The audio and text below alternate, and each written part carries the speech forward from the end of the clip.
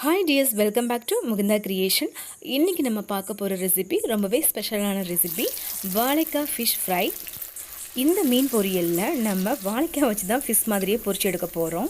இந்த recipe non veg இல்லை, fully vegetarian recipe தான். நமக்கு அசைவம் சாப்பிட முடியாத நேரத்தில் இந்த மாதிரி வாழைக்காவை மீன் மாதிரியே பொரித்து சாப்பிடலாம். அந்த அளவுக்கு மீன் பொரியல் மாதிரியே இருக்கும். நம்ம வாழைக்காயில் செஞ்சது சொன்னால் மட்டும்தான் தெரியும். அது மட்டும் இல்லை, இந்த வாழைக்காய் ஃபிஷ் ஃப்ரையில் இன்னொன்று ஸ்பெஷல் இருக்குது. நம்ம உண்மையிலேயே மீன் பொரிக்கும் போது ஆயில் வந்து ரொம்பவே அப்சர்வ் ஆகும். ஆனால் இந்த வாழைக்காய் ஃபிஷ் ஃப்ரையில் ஆயில் அவ்வளவா அப்சர்வ் ஆகலை. அதனால் நம்ம வாழைக்காவை அப்படி புழிஞ்சு சாப்பிட வேண்டிய அவசியமே இல்லை, அப்படியே நம்ம சாப்பிட்றலாம். வாங்க வாழைக்காய் ஃபிஷ் ஃப்ரை எப்படி செய்கிறதுன்னு பார்த்துடலாம். நீங்கள் நம்ம சேனலில் ஃபஸ்ட் டைம் பார்க்குறவங்களா இருந்தீங்கன்னா சப்ஸ்கிரைப் பண்ணிவிடுங்க. ரைட் சைடில் உள்ள பெல் ஐக்கன் கிளிக் பண்ணிவிட்டு ஆல் ஆப்ஷன் செலக்ட் பண்ணிட்டீங்கன்னா நான் ஃபர்தராக வீடியோஸ் அப்லோட் பண்ணும்போது உங்களுக்கு இமீடியட் நோட்டிஃபை ஆகும். இந்த ரெசிபி உங்களுக்கு பிடித்திருந்தால் லைக் பண்ணுங்கள், ஷேர் பண்ணுங்கள், கமெண்ட் பண்ணுங்கள். இந்த ஃபிஷ் ஃப்ரைக்கு நம்ம ஒரு பெரிய சைஸ் வாழைக்காய் எடுத்துக்கலாம். காயாக இருக்கணும், பணமாக இருக்கக்கூடாது. இந்த வாழைக்காயில் நம்ம பஜ்ஜிக்கெலாம் வந்து தோல் பீல் பண்ணுவோம்னா அந்த மாதிரி தோலை ரிமூவ் பண்ணிக்கலாம். இந்த அளவுக்கு பீல் பண்ண பிறகு நம்ம சைடில் அதாவது அடியிலையும் மேலேயும் வந்து இதை நம்ம கட் பண்ணி எடுத்துடலாம். இப்போ பாருங்கள், இந்த மாதிரி எடுத்துக்கணும். இப்போ நான் கட் பண்ணி காட்டுற பாருங்கள். இதை நான் 3ஆக பிரிச்சுக்கிறேன். அதாவது மேலேருந்து கீழே நம்ம பஜ்ஜிக்கெலாம் ஸ்லைஸ் பண்ணுவோம்ல, அந்த அளவுக்கு ரொம்ப மெல்லிசாக இருக்கக்கூடாது. ஒரு வாழைக்காயில் 3 லேயர் மட்டும் தான் நான் பிரித்து எடுத்திருக்கேன். பாருங்கள், இந்த அளவுக்கு நம்ம 3 லேயராக பிரிச்சுக்கலாம். இப்போ இதில் ஓரங்களில், அதாவது பாருங்கள் மேல் சைடில் ஓரங்களில் அப்படி கொஞ்சம் கம்மியாக வந்து கட் பண்ணிக்கலாம். ஏன்னா நமக்கு பெரிய மீன்லாம் இருக்குல்ல, துண்டு மீன், அந்த ஷேப்புக்கு நான் இந்த மாதிரி கட் பண்ணிக்கிறேன். அந்த ஷேப் மாதிரியே இருக்கும் பாருங்கள்.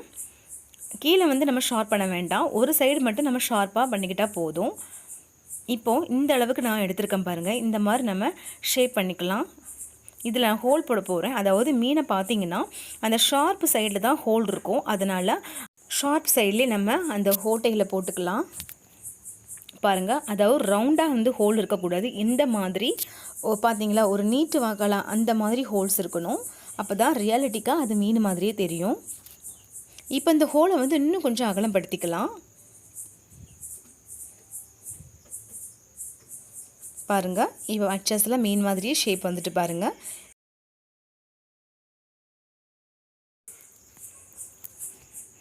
இப்போது இங்கே பாருங்கள், அடர்த்தி வந்து இந்த அளவுக்கு இருக்கணும். நான் காமிக்கிறேன் பாருங்கள். இப்போ நான் 3 லேயராக எடுத்திருக்கேன். அந்த லேயருக்கான அடர்த்தி இப்படி தான் இருக்கணும். இதோட மெல்லிசாகவும் இருக்க வேண்டாம், அதை விட தடியாகவும் இருக்க வேண்டாம். ரொம்பவே பெருசாக இருந்துச்சுன்னா நமக்கு குக் ஆகிறதுக்கு ரொம்பவே டைம் ஆகும். இப்போது நான் இந்த மாதிரி கட் பண்ணிக்கிட்டேன்.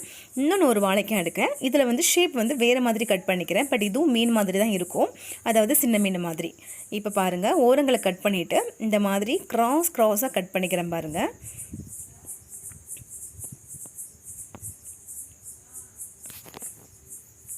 இதில் நமக்கு 4 பீஸ் வருது.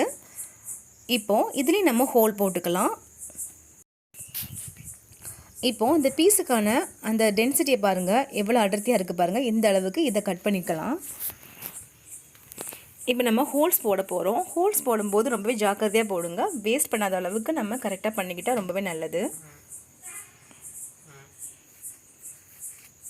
ஈஸியாக வந்துடுது பாருங்கள். அழகாக அந்த நைஃபை வச்சு நம்ம அப்படியே துளைக்கும் போது ஈஸியாக அந்த ஹோல்ஸ் வந்து ஃபார்ம் ஆகிடும். இப்படி எல்லா வாழைக்காய் பீஸுக்கும் நம்ம இந்த மாதிரி ஃபிஷ் மாதிரியே ஷேப் கொண்டு வந்துடலாம். இப்போ அந்த வாழைக்காய் துண்டுகளை நம்ம என்ன பண்ண போகிறோம்னா ஸ்டீம் பண்ண போகிறோம். இட்லி பாத்திரத்தில் ஒரு 5 நிமிஷம் நம்ம ஆவியில் வேக வச்சு எடுத்துடலாம். ரொம்ப குக் ஆகக்கூடாது, ஜஸ்ட்டு 5 மினிட்ஸே இதுக்கு போதும். இப்போது வாழைக்காய் வந்து நம்ம ஷேப் பண்ணாமல அதோடைய வேஸ்டேஜெலாம் வேஸ்ட் பண்ணாமல் இந்த மாதிரி நம்ம குச்சி மாதிரி நம்ம, அதாவது குச்சி சிப்ஸ் இருக்குல்ல, அந்த அளவுக்கு நம்ம ஷேப்பாக கட் பண்ணிக்கலாம். கட் பண்ணிவிட்டு லாஸ்ட்டில் ஆயிலில் பொரிச்சிட்டு கொஞ்சம் மிளகாத்தூள் போட்டு உப்பு போட்டு சாப்பிட்டா அப்படி ஒரு டேஸ்ட்டாக இருக்கும். வேஸ்ட் ஆகாமல் நம்ம சாப்பிட்றலாம். இப்போது இந்த ஃபிஷ் ஃப்ரைக்கு வந்து நம்ம மசாலா அரைச்சிக்க போகிறோம். நம்ம காரத்துக்கு தகுந்த மாதிரி நம்ம காஞ்ச மிளகாய் எடுத்துக்கலாம். 5-6 பல்லு பூண்டு எடுத்துருக்கேன். அது கூடவே சின்ன துண்டு இஞ்சி அதையும் இதில் ஆட் பண்ணிடலாம்.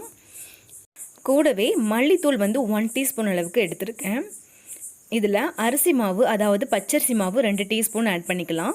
பெருங்காயத்தூள் ரொம்பவே முக்கியம், ஏன்னா இதில் கேஸ்ட்ரிக் ப்ராப்ளம் இருக்குது வாழைக்காயில். அது அதனால் பெருங்காயத்தூள் கண்டிப்பாக நம்ம சேர்த்துக்கணும். இப்போது கடலை மாவு வந்து 2 டீஸ்பூன் சேர்த்துக்கலாம். கடலை மாவு வந்து ரொம்ப பைண்டிங் ஏஜெடாக இருக்கும். அந்த மசாலா உதிராமல் அப்படியே நமக்கு கிரிப்ஸியாக வரும். இப்போது நீங்கள் கடலை மாவு இல்லாத பட்சத்தில் நீங்கள் 2 டீஸ்பூன் கார்ன்ஃப்ளவர் சேர்த்துக்கலாம். இதில் 1/2 டீஸ்பூன் அளவுக்கு மிளகு சேர்த்துருக்கேன், முழு மிளகு. மிளகு வந்து ஆப்ஷனல் தான், உங்களுக்கு பிடிக்கலான்னு நீங்கள் யூஸ் பண்ணிக்க வேண்டாம். அதில் 1/4 டீஸ்பூன் அளவுக்கு மஞ்சள்தூள் ஆட் பண்ணிவிட்டு இப்போ நல்லா நம்ம அரைச்சி எடுத்துக்க போகிறோம். கொஞ்சம் தண்ணி ஊற்றி அரைச்சி எடுத்துக்கணும். இப்போது வாழைக்காய் வந்து 5 நிமிஷம் ஆயிடுச்சு, நல்லாவே குக் ஆகிடுச்சு. இதை நம்ம மசாலாவில் பெரட்டி எடுத்துக்க போகிறோம். பாருங்கள், இப்போ நம்ம அரைச்ச மசாலா எல்லாமே நல்ல மையாக நம்ம ஃபைனாக அரைச்சி எடுத்துக்கணும். கொஞ்சம் தண்ணி தொளிச்சு இந்த மாதிரி அரைச்சி எடுத்துக்கோங்க. இதில் நம்ம வாழைக்காவை 5 நிமிஷம் குக் பண்ணோம்ல, அதை மீன் மாதிரியே நல்லா பெரட்டி எடுத்துக்கலாம். ஒரு பிளேட்டில் வச்சிடலாம் பெரட்டி எடுத்து. இது ரொம்ப நேரம் ஊரெல்லாம் வைக்க தேவையில்லை. நம்ம பெரட்டி எடுத்த உடனே நம்ம ஆயிலில் போட்டு பொரிச்சு எடுத்துடலாம். பாருங்கள், ஆயில் நல்லாவே சூடாயிடுச்சு. இப்போது நம்மளுடைய வாழைக்காய் ஃபிஷ்ஷை 1 பை 1 போட்டு எடுத்துடலாம்.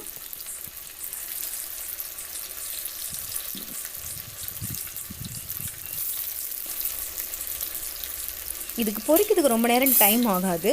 தீயை வந்து நீங்கள் ஸ்லோவாக வைக்காமல் மீடியம் வச்சுக்கோங்க. டக்குன்னு நமக்கு இது குக் ஆகிடும். சீக்கிரமாகவே மொறுமொறுப்பாக ஆகிடும். அந்த மசாலா மட்டும் நமக்கு குக் ஆனால் போதும், மேலே தடவின மசாலா. ஏன்னா இது மீன் இல்லை, உள்ள நல்ல அந்த மசில்ஸ்லாம் வேகணும் அவசியம் கிடையாது. பட் இது வாழைக்காய் ஆல்ரெடி நம்ம குக் பண்ணது தான். அதனால் நமக்கு வாழைக்காய் பற்றி கவலையே வேண்டாங்க. நம்ம மேலே கோட்டிங் பண்ணியிருக்கோம் மசாலா, அந்த மசாலா மட்டும் நல்லாவே கிறிஸ்பியாக வந்தால் போதும். இந்த ரெசிபிக்கு டைம் கூட அவ்வளோவா ஆகுறதில்ல, ரொம்பவே சேவ் ஆகுது. நம்ம உண்மையிலே மீன் பொரிக்கும் போது ரொம்பவே டைம் ஆகும், அது நல்லா குக் ஆகணும். பட் இதுக்கு அந்த மாதிரி அவசியம் இல்லை. நம்ம 5 நிமிஷம் ஸ்டீம் பண்ணிடுறோம், அதுக்கப்புறம் மசாலா மட்டும் நல்லா குக்கான போதுன்னு பொரிச்சு எடுத்துடுறோம். அவ்வளோதாங்க இதுக்கு வேலை. இதே மாதிரி மீதமுள்ள ஃபிஷ் துண்டுகளையும் வந்து பொரிச்சு எடுத்துடலாம். பாருங்கள், இப்போ சர்வ் பண்ணிடலாம். நம்மளுடைய வாழைக்காய் ஃபிஷ் ஃப்ரை ரொம்பவே அட்டகாசமாக ரெடி ஆகிடுச்சு. பார்க்கறதுக்கு அப்படியே வந்து மீன் துண்டு மாதிரியே உண்மையிலே தெரியுது. பார்த்தீங்களா? பார்க்கறதுக்கு மட்டும் இல்லைங்க, சாப்பிடும்போதும் அதே சேம் டேஸ்ட் தான் நீங்கள் ஃபீல் பண்ணுவீங்க. இந்த மாதிரி ரெசிபிலாம் நம்ம வீட்டுக்கு கெஸ்ட்டு வந்துட்டாங்கன்னா அவங்களுக்கு இந்த மாதிரி செஞ்சு அசத்தி காட்டுங்க, ரொம்பவே ஷாக் ஆகிடுவாங்க.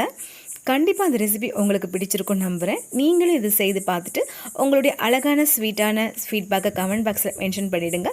நீங்கள் நம்ம சேனலில் ஃபஸ்ட் டைம் பார்க்குறவங்களா இருந்தீங்கன்னா சப்ஸ்கிரைப் பண்ணிவிடுங்க. தேங்க்ஸ் ஃபார் வாட்சிங்.